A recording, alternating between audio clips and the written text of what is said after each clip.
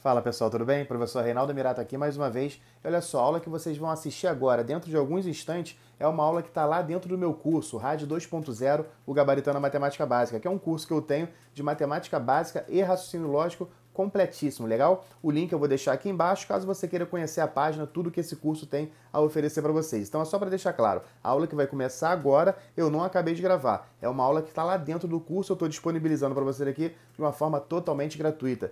E continua comigo aqui, né? Deixa um likezinho, é a única coisa que eu peço. Legal? Então, sem mais conversa, vamos começar essa aula aí de como aprender raciocínio lógico agora. Fala pessoal, tudo bem? Então vamos começar aqui mais uma aulinha aí do nosso curso. E essa aula aqui, ela é muito importante, eu não ia nem colocar ela aqui nesse curso, eu ia vender como módulo separado, mas acho que vocês merecem, dá pra gente trabalhar isso daí. Então olha só, quem é que nunca viu, nunca leu uma questão da seguinte forma? Sei lá, Júlia vai ao cinema caso não chova. Então, se choveu, Júlia foi ao cinema? Aquele tipo de questão que vocês ficam assim e falam, o que está acontecendo aqui? O que isso daí tem a ver com a matemática? Na verdade, isso é um raciocínio lógico-matemático. E na aula de hoje, obviamente, não é só ela, né? Eu vou ter que dividir em algumas aulas para não ficar tão cansativa. Você vai começar a entender isso daí porque nós vamos trabalhar com a tabela verdade. Nós vamos trabalhar com proposições, com conectivos e tudo isso daí vai começar a fazer sentido. Talvez nessa primeira aula você continue não entendendo nada, não vai ter problema, você vai seguir as outras aulas, depois volta nessa que você vai ver que nunca mais vai errar esse tipo de questão que parece que não tem pé nem cabeça, tá legal? Então quando a gente começa a trabalhar com a tabela verdade, que é o que está escrito aí no título, né, da aula de hoje, eu preciso entender o que vem a ser proposição, né? Seriam as proposições, né, no plural. Então, proposição é todo conjunto de palavras ou símbolos que exprime um pensamento de sentido completo, o qual pode ser verdadeiro ou falso. Bom, pessoal, o que é mais importante nessa leitura? O sentido tem que estar completo, você tem que ler uma frase aí e ver um sentido nela, e quando você ver o sentido nela, você tem que se ligar se você pode responder com verdadeiro ou falso. Tá legal? Vamos ver aqui alguns exemplos de proposição. Eu tenho aqui, ó, 7 é um número ímpar. 7 é um número ímpar. Quando alguém fala isso para você, ela tá dando um sentido completo a essa frase? Tá, né? Ela tá afirmando, ó, 7 é um número ímpar. E você consegue responder se isso daqui é verdadeiro ou falso? Olha, 7 é um número ímpar, isso daqui é verdadeiro. Então, toda vez que eu posso responder com verdadeiro ou falso, isso daqui caracteriza uma proposição. Isso é bem importante você entender. Um segundo exemplo eu tenho aqui, ó. São Paulo é estado da região sudeste. Tem sentido essa frase? Tem. Agora que tem sentido, eu posso avaliar se é verdadeiro ou falso? Posso. São Paulo é da região sudeste? Então isso daqui também é verdadeiro. Pessoal, por mais que você não soubesse, né, que São Paulo é da região sudeste, você sabe que a resposta tem que ser verdadeiro ou falso. Tá? Vamos supor que você não saiba, você poderia colocar aqui falso, sem problema algum. Mas isso daí já define que nós estamos falando de proposição. Tá legal? Então, mais uma vez, ó, o que é proposição? É uma frase aí que vai ter um sentido completo e, além de ter um sentido completo, a resposta vai ser sempre verdadeiro ou falso. Tá legal? Mais um exemplo eu tenho aqui, ó. 10 não é divisível por 2. Ora, tem sentido isso? Tem. A frase ela não precisa de nenhuma outra conexão. Eu consigo dizer se é verdadeiro ou falso? Sim, eu consigo. 10 não é divisível por 2. Olha, eu sei que 10 é divisível por 2. Então, essa frase aqui, ela é falsa. Mesmo ela sendo falsa, isso daqui é uma proposição. Tudo bem? Seguindo aqui os nossos exemplos, ó. Qual é o seu nome? Quando você vê aqui, qual é o seu nome? Tem sentido isso? Tem. É uma pergunta. Opa, então aqui, ó, tem sentido completo, beleza. Só que tem sentido completo e pode ser respondido como verdadeiro ou falso? Não, né, galera? Só se o meu nome fosse verdadeiro ou o meu nome fosse falso. Então eu não posso escrever isso daqui, um F ou um V aqui, logo isso daqui não é uma proposição. Tudo tranquilo? Tá começando a dar sentido isso? Vamos continuar. Olha aqui, ó. Fábio, vem aqui. Tem sentido? Você entende o que está sendo dito aqui? Beleza, tem sentido. Então tem o sentido completo. Você entendeu o que está sendo dito aqui. Eu consigo responder com verdadeiro ou falso? Não, não dá para responder assim. Logo, essas duas aqui, ó, elas não são, vou botar um Nzinho aqui com um tio em cima, tá? De não são proposições, ó. Proposições. Pessoal, então, nessa primeira parte da aula de hoje, o que você precisa entender é o que vem a ser uma proposição. E você já viu, ó, é todo conjunto de palavras ou símbolos que exprime um pensamento de sentido completo. Você pode entender que você vai ler uma frase, tem que ter um sentido completo. Tranquilo? Então, todas elas têm um sentido completo.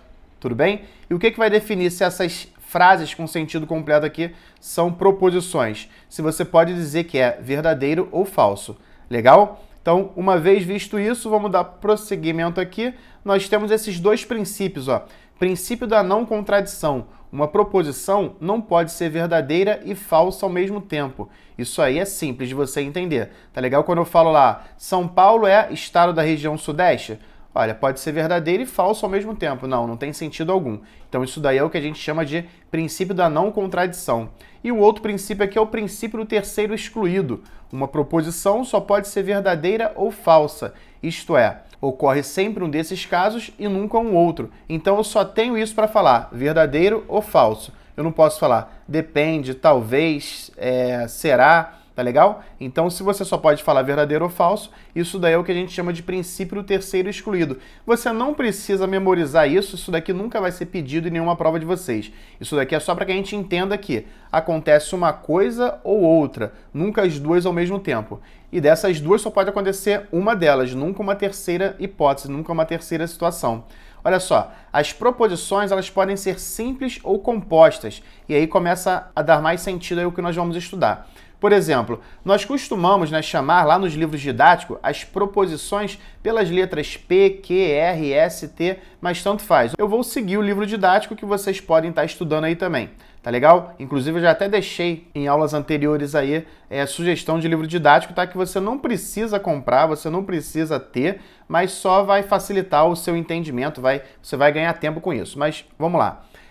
Eu coloquei aqui, ó, a proposição P, tá dizendo o seguinte: Pedro tem 10 anos, tá? Isso daí é uma proposição que eu tô dando o nome dela de P.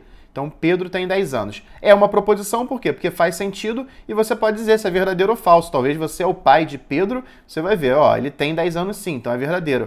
Você pode dizer, não, ele não tem 10 anos, então isso daqui é falso. Uma outra proposição aí, ó, Carla é loira. Tá? Eu estou chamando essa proposição aí pela letra Q e calma, gente, eu sei que se você nunca viu isso, está muito confuso, mas só tenha confiança e vai até a última aula desse curso aqui que você vai entender essa questão aí de tabela verdade, das proposições e dos conectivos, tá legal? Mais uma aqui, ó, proposição aqui que eu estou chamando de P maiúsculo, tá? Ó, Pedro tem 10 anos e Carla é loira.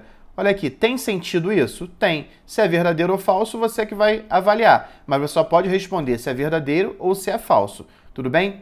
E eu tenho mais uma aqui, ó, que eu coloquei representando pela letra Q maiúscula. Bia vai ao cinema ou vai ao teatro. Então eu tenho mais uma proposição, porque eu tenho sentido ler isso daqui, e você vai dizer se é falso ou se é verdadeiro.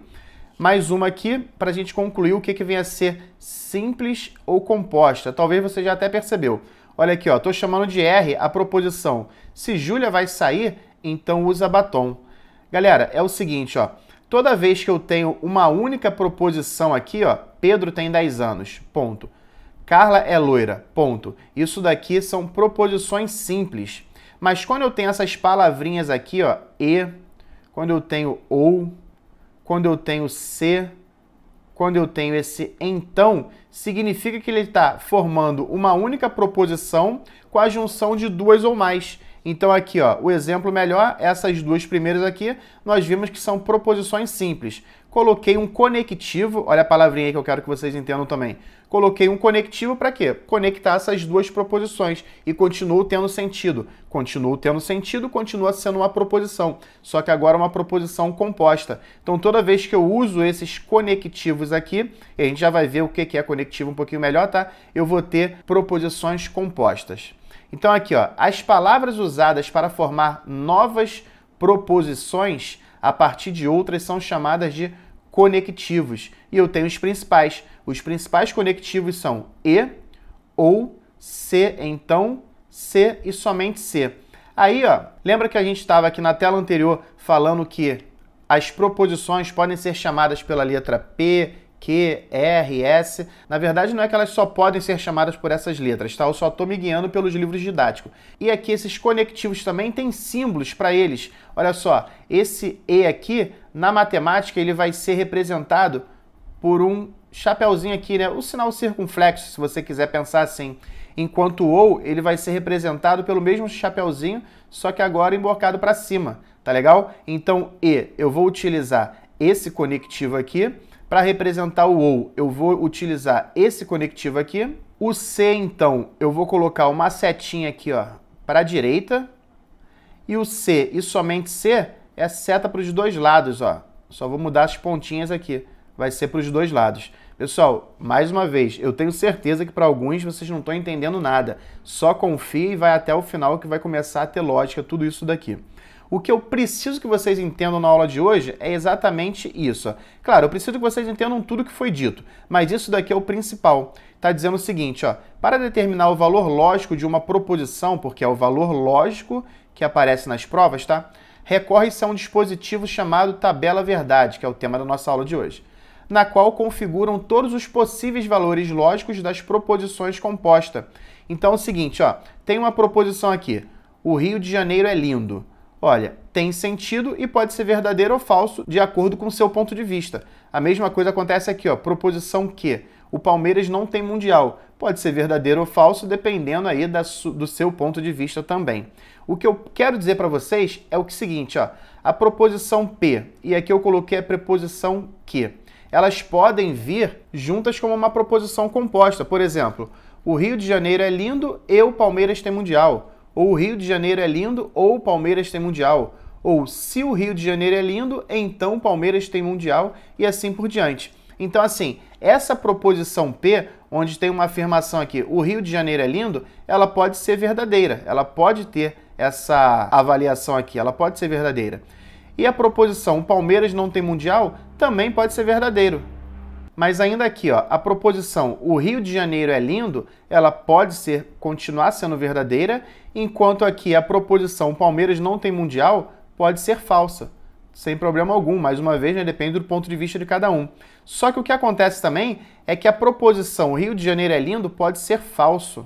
Tá? Então uma proposição ela pode ser falsa. Enquanto aqui o Palmeiras não tem mundial pode voltar a ser verdadeiro. Porém, uma última possibilidade para a proposição P, o Rio de Janeiro é lindo, pode ser também falsa.